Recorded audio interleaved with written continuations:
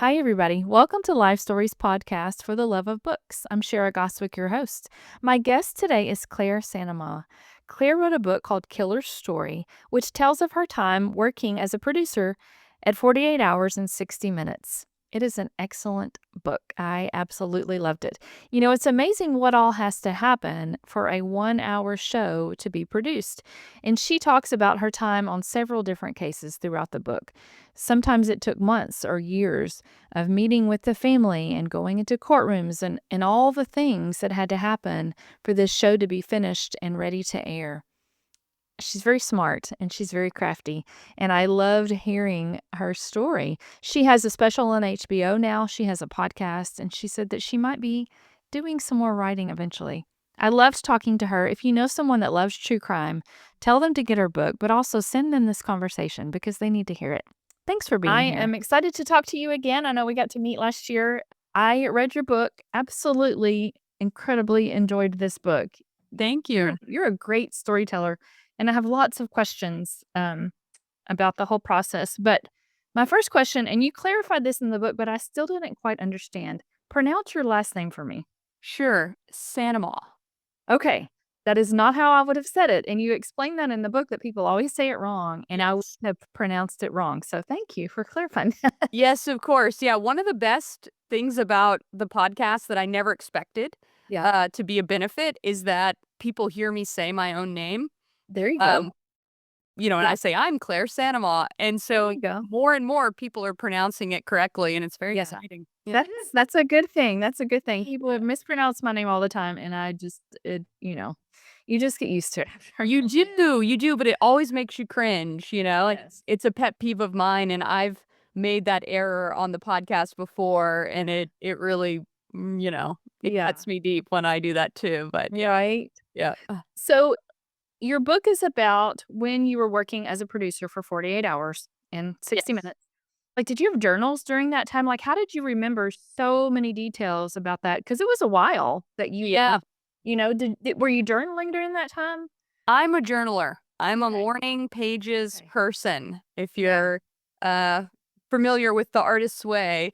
Mhm. I love to do my morning pages where I just stream of consciousness, talk about what's going on in my head, what's going on in my life. I try to do it first thing after my cup of coffee, in the morning, and so I have those pretty much my whole life. I'll kinda go through some dry spells where I'll stop doing it, but Yeah. when I was younger, I used to do it before bed because I was a night owl back then, and I would write before bed, but now I do it, first thing in the morning, so about 6:15, Yeah. I'm journaling usually, and also for the book, I had my actual, like, reporter's notebooks Oh, that I okay. would take notes on every time Okay. I was on a call, in a Mm. courtroom. I would take them during meetings. I was always taking notes, and, Yeah.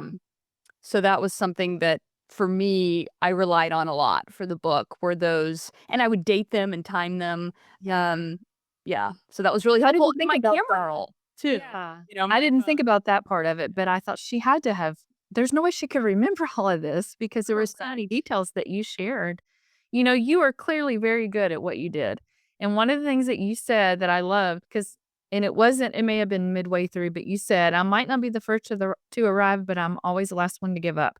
And I Yep. thought that is so true. Like she sticks it out and goes that extra mile and does what needs to be done. So, are you like that in everything? Was this just, part of the job you wanted to do it well, or is that just Claire? Yeah, I'm really kind of an all-in person, Yeah. and I really get attached to an idea, and I have to see it through. There's just, I don't know what it is about my psyche that really grabs hold of an idea and then is like, I have to see how this turns out. And Mhm. it takes me on unexpected journeys and Right. to places, I'd never expect to go, but I like to see things through, and I've kind of found that to be my superpower, that I don't give up, and Yeah. I get discouraged like anybody, and I take breaks and I give myself some grace, and I put things in a drawer and I come back to them later, but Yeah. I like to I just really like to stick with things and have that feeling of, "Okay, this wasn't the way I expected it to turn out, but I got Right. to see how it ended. I didn't just stop in the middle." Yeah.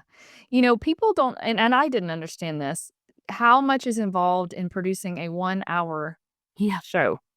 Oh my gosh, there's so much and especially with what you were doing, some of these cases went on for months and, maybe Years. years, but there's so much involved, and one thing that was fascinating to me was how involved you got with the families, how much Yeah. you kept in touch and how that's gotta be a very big deal to them that you're not just somebody trying to, "I gotta get this information for the show." You really were Yeah. invested in spending time with them and getting to know them. What was that like? That was very emotional for me and for them. I really tried to do my best to follow the golden rule in everything that I do and treat Yeah, other people the way I'd like to be treated. And that means taking the time. That means being sensitive. It means backing off when they need space and yeah, waiting until they're ready to talk and doing things on a way that they're comfortable with, which might look very different than what the network wants for the story and the right. timeline that they have in mind. So I had to balance all of those different expectations, but I really tried to give more weight to Yeah. the victim's family than anyone else. I loved that. I thought that was very impressive. For people that haven't read the book yet, tell everybody what exactly the book is about and your journey through all of what you did. Yeah, so I like to say that if you watch true crime television, you'll never watch it the same way again after Right? reading my book because I really take you behind the scenes and Mm. into the process in a way that's never been done before. And you are seeing these cases through my eyes as a producer and as the person boots on the ground, knocking on doors, going into jails, going into courtrooms, talking to the suspects, talking to police officers and defense attorneys and prosecutors. And I give you the unfiltered conversations that we would have about the case, about what it's going to be like when they're on television. And it is a very messy world. It is I call it, something of warfare and they don't fight fair. The big 3 networks, 48 Hours on CBS, Dateline on NBC, and 2020 on ABC. It's a battle royale for every major true crime story in the country. And the things that producers would do to get the story Mhm. first, to get access, to get exclusives, are pretty unbelievable. And I tried to just give those actual stories, airtime and the things that you don't see in the episode, but were essential to getting the story or not getting the story. It explains why, sometimes you'll see producers for a major show at a trial, you'll see them doing interviews, and you'll never see the episode air. Yeah. And in many cases, I tried to show, well, this is why it fell flat on its face. This is why the episode didn't happen for CBS or, from what I understood for, why it didn't happen for other networks as well. And yeah, it's a pretty wild ride. It was an excellent book. I mean, really, you did such an incredible job, and what I loved okay, for one thing, I didn't think about CBS and NBC and, these different shows Yep. and the competition in that. It never occurred to me, but that was a Yep. real thing. Like, that's you wanna get there first, and so that made a lot of sense. But also because all of these were in Texas, and For the most part. most of them, yeah, were in Texas, and so I was very familiar with a lot of them. And actually, the one in Kaufman, the DA that was shot, so we, for almost 20 years, went to church on the square in Kaufman, and Oh, during that time, um, I had been in like, I had parked around the corner from where he was shot the day before. I was going to get my because we were in Kaufman County, I was going to get my registration for my car. yeah. I was parked literally on the side of that building right there, right about the day before, and at the time, we were living there was a DA for a different county that lived on our street. So when that happened, there were security people up and down our road because, nobody knew why he was targeted and what. So it was fascinating to me because I was very familiar with all of those, not all of them, but most of those cases. What Yeah, what did you love about, because you're not doing that anymore, you're right. have your podcast and doing other things, but what did you love about that job? The satisfaction of starting with usually nothing Yeah. and ending up with an episode of television that would be seen by millions of people is a pretty great motivation Yeah. to do a good job. And you know that feeling of accomplishment, like, okay, we did it, the story's finished, and now it's airing, and like I have this tangible thing that I spent a lot of time on, and now I get to see it, in lights. So, yeah, that was pretty exciting. Yeah, and when you say a lot of time, just like we said earlier, it could have been months and years. I Yes. mean, it wasn't just, several hours a week. It was literally a lot of time. Yes, and as you know from the book, sometimes the stories don't end up on Yeah. television. They don't make it Mm. for whatever reason. They get killed, as we say, and so the ones that do make it are that much more special. Yeah. Absolutely. What did you feel like when you were watching the episode? Like, when it's done and it airs, how did you feel when were you critiquing things, or were you just able to enjoy it? It was different. In the beginning, it was just surreal. I couldn't believe that Yeah. something I had, worked on my laptop was now airing on television for everyone to see. Yeah. And I had this just sort of surreal, appreciation for this is kind of amazing that, Yeah. here I am in Texas and this show's airing, all over the country and eventually all over the world Yeah. and, just was a bit of awe for that because I had come from local newspapers and things were just used to be very, community centric, for Right. me. So that was definitely, um, a big change. And then, as, like, time went on, there were definitely cases where, the episode aired and I felt, like, some, like, emptiness. Mhm. Like, the story's over, that I've, like, invested so many years of my life, and I had these close relationships with people, and, um, now it's done, and I don't get to work on it anymore, and I Right. feel a little, adrift, because this had been my, like, story baby, Right. and now it's grown up, and it's leaving the nest, and, Right. now what? So I definitely had those moments as well. Um Sure. yeah, and I do have a new show out now. It's Yes. it's called Killer Confessions, Yeah. Case Files of a Texas Ranger, and it's on HBO Max. Yes. So this morning, I actually just watched the latest episode, while I was on my rowing machine, and I remembered all the times that I was on that rowing machine watching other shows and thinking, "Am I ever gonna get to make this show about I this Texas Ranger and his Yeah. interrogation methods?" Yeah. And there were years where I was just rowing to nowhere, just dreaming of making that show, and it actually, finally came out Yeah. in 2026, and I left CBS in 2022. Right. The Took a little long while, journey yeah. to get that one, yeah. Yeah. I'm excited about that one. I loved reading about that Texas Ranger, the way you talked about him and his he just sounds like a neat guy. He's a very unusual guy for Yeah. sure, Yeah. and very unique, and the kind of person that I truly felt like if anyone should have a television show, it should be this Be him. guy, you know? This is not your average cop. This is not your average interrogation, and I really wanted to look at his cases from an inside perspective and give that, psychological Yeah. evaluation that a lot of times is missing in your bread and butter true crime stories because it's a more of a procedural. But I really wanted to get inside the psyche of the killer. Yeah. Yeah, One of the things that you talked about was how much some of these cases affected your mental state. Like, yeah, you were dealing with some very, sometimes gory, sometimes yep, very crazy details, and I know it had to. I mean, you're human, it had to yeah. have affected you. Can you talk about that a little bit? Sure. I had no training going into working in true crime for the trauma that I would Yeah. be, bearing witness to.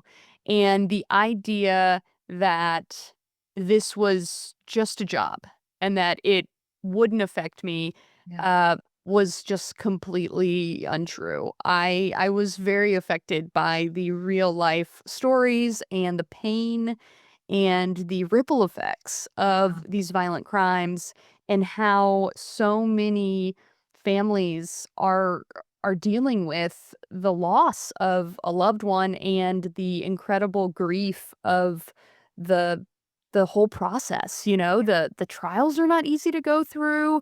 If there's appeals, if there's times when there's hung juries or there's Yeah. acquittals, and they feel like the real killer got off. They got away with murder, and there's just complicated feelings of grief, and I wanted to be as, like, real with that as I could and put that into the show so that people understand this isn't just entertainment. This isn't just a wild story. It's actually someone's life.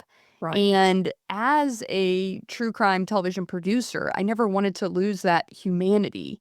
Yeah. I'm fascinated by people's stories and by the things that happen to us and how we recover from them and the Right. terrible things that people choose to do to each other. Yeah. It's fascinating, but it's also so deeply disturbing. Mm. And so I tried for a long time to compartmentalize like everyone says that you should. Yeah. And I agree that you have to do that to, a certain degree, but it wasn't, enough for me in the end. And I ended up just feeling like I had reached my limit of daily Yeah. exposure that I could take. And so while I still work in true crime today, I have a lot more control over my exposure Mm. to these crimes. I'm no longer having to read all the true crime headlines every morning and look for fresh cases every single day. And, that kind of volume was just too much for me after, about 8 Absolutely. years. Yeah, probably a Yeah, little I sooner. I understand. could have pulled the plug, but it's really hard. It's really hard to make a Yes. change and a big change, Yes. and, so Especially when you love it, when you love what you're doing and you're good at it. I mean, I know that's yeah. probably hard. And It's as a complicated. mom, Yeah. yeah, as a mom, I'm sure that probably affected you too because, my first thought when I hear of a crime, against a child, I think about my grandkids or I think Yeah. about, my own children are grown, but Yeah. as a mom, I think that probably, made it even harder too. How about in Yeah. positive ways? How did it affect you in positive ways, do you think, or help you grow? It made me appreciate just the simple, normal, everyday days in Yeah. my life. The simple pleasures, the sunrise and a hug from my son and little things, and I just tell myself, every day that doesn't end in disaster is a great day. Yeah. And there's so much to be grateful for and to appreciate and to not take that for granted because your normal, boring day would be someone else's dream to be able to hug their child, to be able to kiss their spouse, goodbye when they go off to work and know that they're coming back and you're going to have dinner together, and that kind of just normalcy is sacred. And I really do think about that on a regular basis, and I don't Yeah. think I would have that appreciation for those little things had I not Mhm. seen how quickly it can be ripped away from people Yeah. and how life, is never the same if that happens. Right. Yeah. Do you think you'll ever go back to producing like you did? I don't want to have the full like, my full amount of my time Right. taken up by that. I like, doing things, like, in seasons and projects and Sure. and having more freedom and control over my time. So, I'm definitely not looking to jump back into Right. full-time, network true crime producing. That's Yeah. not for me, but I'm excited about creating concepts for new shows and pitching those and then seeing those through at, like, an executive producer level.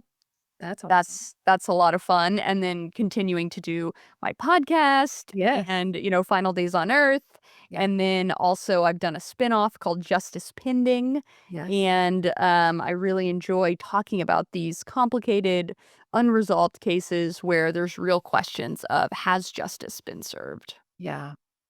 That's so good. Whenever you stopped working in the producer arena Yeah. for that, did it take you a while? Because, like you said, you were waking up every morning, and you talked about this in the book, looking for headlines and looking for Yeah. cases. Did it take you a while to stop doing that when you quit working there?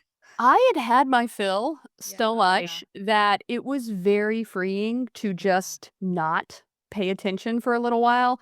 I remember I was still getting tons of calls and emails and things, and people were asking me about various cases in the news. I remember the Idaho quadruple murder, Yeah. student murders was a big thing, and people were asking me, just like friends and acquaintances and questions about it. And my response would be, I don't work there anymore. I don't have that job anymore. And I'm Yeah. kind of enjoying not Yeah. knowing about these single thing about this case.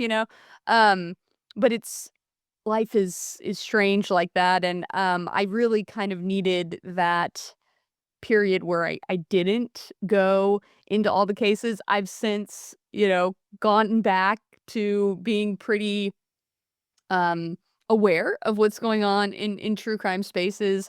I don't check the headlines every day for all the true crime stories. That's Right. something I've left by the wayside. But Yeah. of course, I am following the major cases of the day. The Nancy Yeah. Guthrie Yes. investigation is one of those Yeah. fascinations, and I'm also teaching classes at Oh, Baylor. that's awesome. Yeah, in journalism and writing classes, and so I've been able to use a lot of my experience to Sure. help students and kind of shepherd their ideas, and so that's been a nice way to Yeah. stay in the media realm, Yeah. helping to guide future journalists, and I'm really enjoying that That's latest great. stage of my career as well.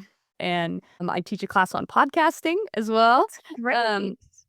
so yeah, it's fun to see the shows that the students come up with, and we Yeah. actually put them out at the end of the semester, and it's just been a really refreshing chapter. That is awesome. I love that. I didn't know you were doing that. So tell everybody about your podcast, about everything that you're I mean, obviously you just talked about teaching, but tell Yeah. everybody what all you're doing because you're doing some very cool things.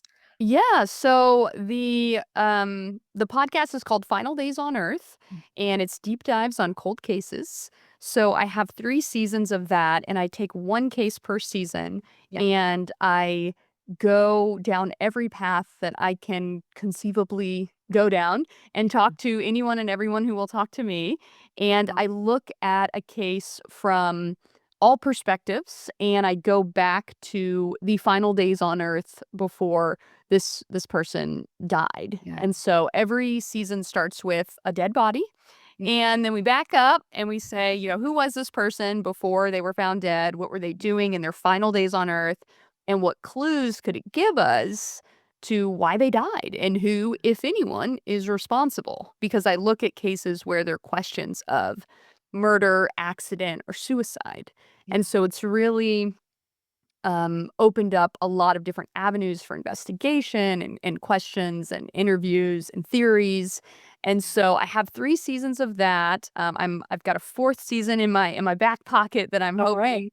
hoping to be able to work on, and hopefully put out maybe by the end of 2026. We'll see.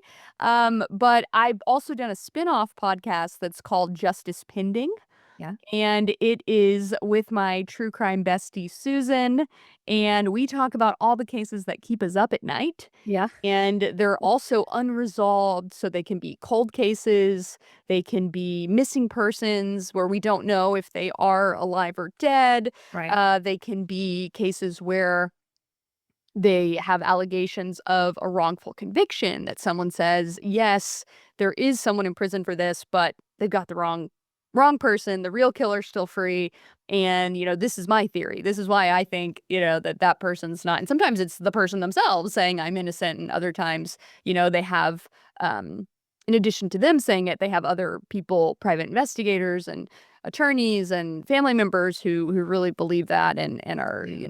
talking about why they think that justice has not been served. So that's really the key theme. So I'm doing a podcast tour for that. We're calling it the Texas Justice Tour. Awesome. And I'm going around to different cities in Texas Yeah. and doing a live podcast recording about a different case with justice pending. So I'm not Are you sure when coming this. to my area at all? I Or do I you? am. I'm coming to East Texas. I'm coming, if you can believe it, to Lindale, Bound Books on December 3rd. So I'll be there 7 p.m. for a live episode of Justice Pending. So So excited. yeah, I'm so I excited. can't wait to see you there. Yeah. And then tell us about your show on HBO Max. So the show is called Killer Confessions: Yeah. Case Files of a Texas Ranger, and it is an 8 episode series, and you can stream the episodes on HBO Max. If you get the Investigation Discovery channel, you can watch it there as well. So it comes out once a week, Tuesday nights on Investigation Discovery, and then the next day on HBO Max. So Okay. yeah, there'll be 8 episodes, and each one is featuring a case where the killer has actually confessed to the crime to a Texas Ranger. And this is where we go into the interrogation. We look at the footage, and the Texas Ranger, James Holland, takes us through what really went on in that room and how he knew when the suspect was lying, how he knew when to push on certain things and let other things, marinate before you would circle back and kind Yeah. of nail him on it. And takes us through this crime and how it was solved and how the confession actually came out. In many cases, the killer will then lead him to the body, which is just Wow. remarkable Yeah. in terms of really closing the case and closing that loop, because they don't know where these bodies are. They don't Right. know where these people are. And the only person who would know is the killer. So those are my favorite episodes when we get to do that. And it's a regular occurrence in his world, if you can believe it. I can't believe that. I love all these things. Now, I have to ask a question. This is totally off topic, and this is just from a clueless person who has, watched the news. Sure. They're always finding bodies in lakes. Yeah. Why don't they just go look in the lakes? Like, just look for, no Yeah. telling what all is in there. Why is that just too difficult to do? Like, So, yeah, great question. They send dive teams to lakes a yeah, lot whenever there's a missing person. It is extremely difficult. The lakes is it? are murky. Yeah, There's mud and silt, and there's tons of debris yeah, and, big tree branches, and people dump things in lakes. right. Unfortunately, they dump trash and waste and other tires and just things that really complicate the Yeah, search. But people do oftentimes search for bodies in bodies of water and right. are successful, but it is So challenging work. difficult. And there's especially, I think this is out in East Texas, Lake Tawakoni. Yes. So that's one of the most difficult lakes to Is it? search because of just how deep and murky and how much junk is in it. And so, I mean, I'm not giving advice to people, but that's that's one of the hardest places to find. There have been searches unsuccessful for guns and knives and bodies and things in Lake Tawakoni. I'm sure there's some successful ones, but the ones I'm thinking about, Right. they haven't been able to find anything. So Yeah. it's a common tactic of killers to put bodies in water, Right. and a lot of times, especially if it's fast moving water, it Yeah. does. Erase a lot of evidence, unfortunately. Yeah. And so you see that a lot where killers are using some type of body of water, whatever, they might have access to. They'll even put them like in showers or bathtubs and run the water and it does in a lot of ways, make the evidence harder to test and Right. to find. Yeah. Do you think you'll do any more writing? I hope to. Yeah, I got Good. a couple Good. more book ideas in me, and life is long, so Yeah. I would love to keep writing books, and Yeah. yeah, I'm excited about continuing that author journey. Yes. Well, you were very good at everything that you were doing. You're so Thank smart and so creative and excellent writer and such a great storyteller. I You're very kind. loved the book. I really did. And like I said, it was neat to me because I'm from Texas and Yeah. could remember a lot of things. And I think about now, if I watch an episode, I think about how much work is put into just that 1 Yes. hour. Just it's incredible to me, all that is involved. But this has been wonderful. Thank So you so nice much to for talk having me on the to show. you. I appreciate it. Absolutely. Well, I'll be in touch soon, but I hope you enjoy the rest of your very windy day. Thank you. Thank you. You as well. Alrighty. All right. Talk to you soon. Bye. Bye-bye.